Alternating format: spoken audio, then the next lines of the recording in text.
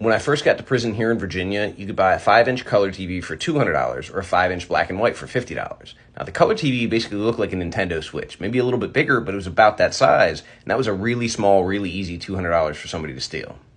The black and white TV was harder because it wasn't flat. It was almost kind of boxy in this clear frame. It would have been harder to just stick under your jacket or stick in your pocket. And back then, there were no cameras in the pod, so some guys, every time they left the cell, would actually take their TV, put it in their locker, and lock it with the padlock.